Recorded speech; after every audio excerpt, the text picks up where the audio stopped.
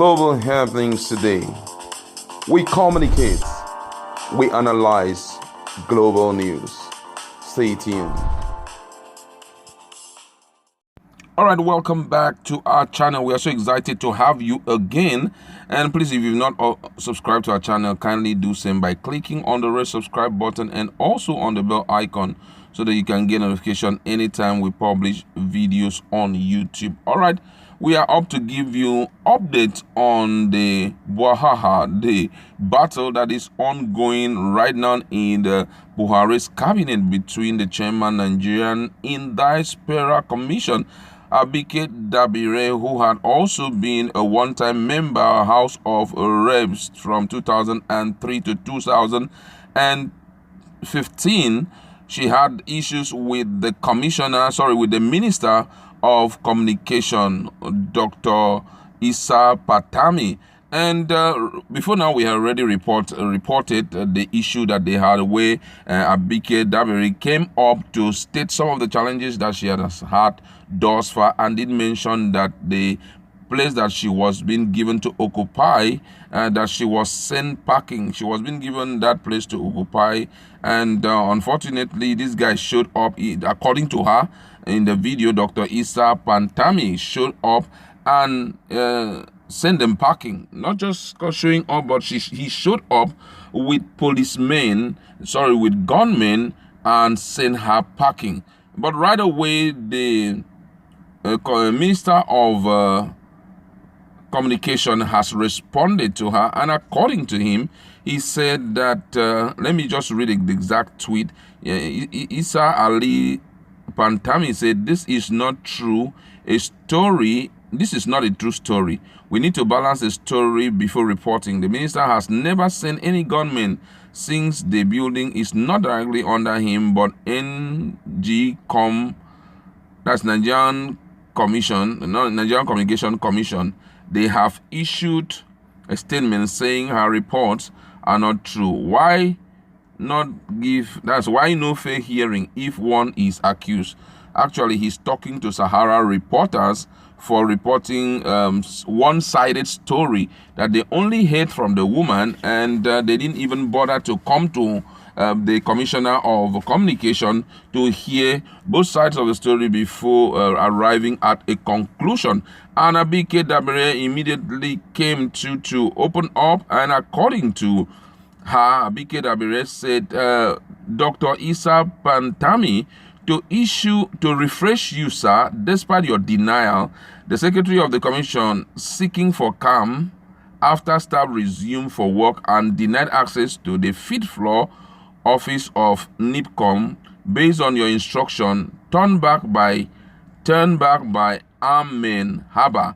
She now posted a video which I'm going to play so that you see exactly what she was trying to say. Now, what is she trying to say? She's saying that she has a proof that points to the fact that that event actually took place, and that the issue was being calmed by the secretary of the NCC, who came to talk to her staff to calm them down when they resumed the next day for work and the office was being closed. And then she now brought up a video, and there have been a lot of people responding from different angles. But first of all, let's just watch the video, and after the video, we'll be back again to discuss further on what is. I find a very rude situation. We've been denied access to our office. We've been talking with them. It doesn't mean like we are having any consensus to resolving the issue. So for now, I will advise everybody goes back. As soon as Madam comes back tomorrow, we will resolve the issue and get back to you. Okay? We don't want anybody to hang around. Please, take it easy. It will be resolved. Okay? And as soon as it is resolved, you will hear from us. Okay? You have access. So just leave them where they are. All right, welcome back. You have seen the video as the secretary to NCC is trying to calm down the members and say the issue was going to be resolved again. But then right now, the reactions of Nigerians, it's not good enough, because a lot of people believe that this kind of issue would have been settled offline. It's not needful for them to come on board like this and be talking. And I'm going to read some of the reactions of Nigerians, which one of them, Abike Dabiri, has been able to respond to it. And this one says here, Madam Abike, you guys should settle your scores offline, I beg. We all know PMB-led government is a joke, but you people shouldn't turn it into a bigger circus of clowns with you are not well thought of action. Hey, Joe.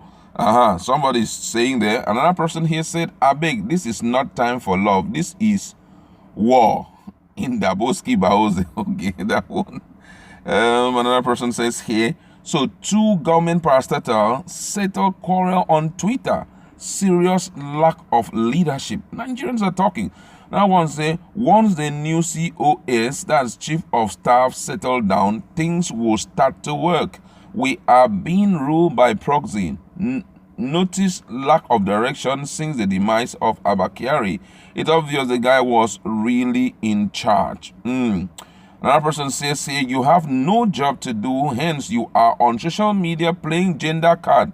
Buhari should scrap NIDCOM so you can stop this tantrum. That's somebody talking to Dabiri, that's Abike Dabiri, that her own NIDCOM is actually not doing what they're supposed to do, that Buhari should scrap them. I think it's not, it hasn't gone that far for you to talk about scrapping.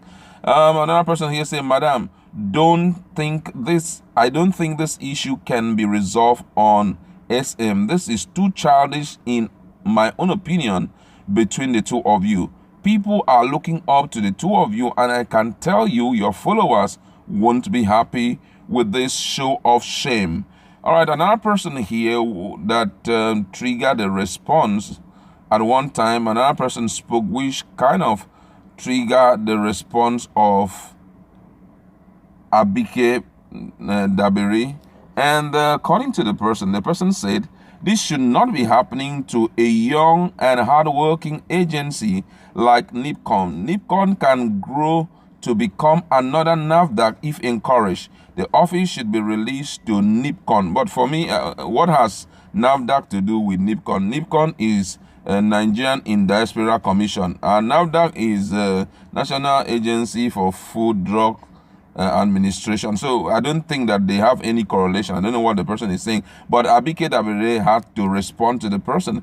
According to her, she said, we have since moved on. We don't need that particular office. Let Dr. Issa Pantami just be gracious enough to tell us where he locked up our equipment and released them. After the lockdown, we will settle down for some options we already have. Thank you.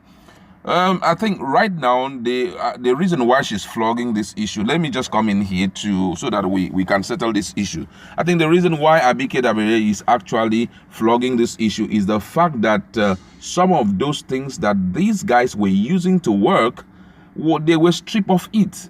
That's some of their laptops, and if their laptops were there and you take it away from them, automatically it's going to affect the way they're working. So I think at that point she's trying to bring it public, which I believe possibly there had been discussion offline severally in respect to it without the Honorable Minister of Communication responding to it. I think that's the reason why she had to open up and tell Nigerians about it. But for me, this is a show of shame, actually, because these are two respectable persons whom the government of the day finds them, responsible enough to carry on with a whole affairs of a commission, and they're coming all out.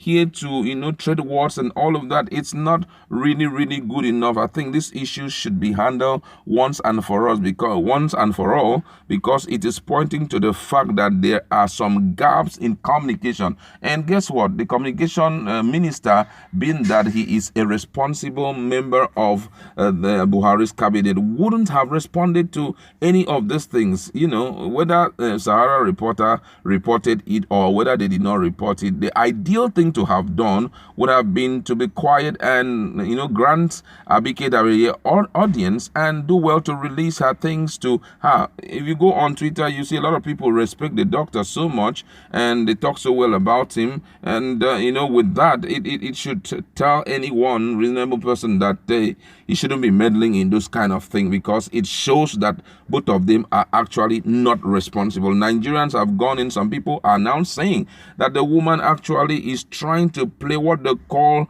that